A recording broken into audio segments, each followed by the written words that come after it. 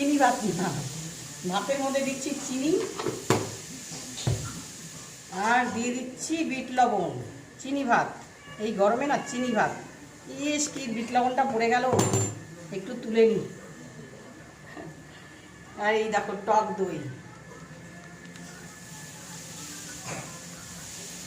দেখেছো টক দই বন্ধুরা, এই শরীর ঠান্ডা রাখার জন্য আজকে টক দই ভাত।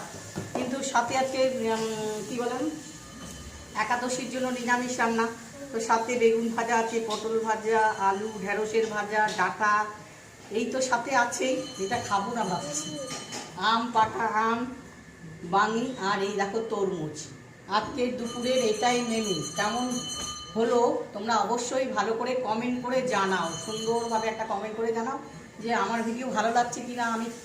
আমার তো ভিডিওটা হচ্ছে খাওয়া দাওয়া রান্না এই নিয়েই ভিডিও হয় বন্ধুরা, আর মাঝে টুকটাক রিল, এই চলে আমার ভিডিও বন্ধুরা। সবাই একটু সাপোর্ট করো, পাশে থেকো, আমিও আছি তোমাদের পাশে। এখনকার মতন টাটা, শুভ দুপুর, লাস্টে বললাম।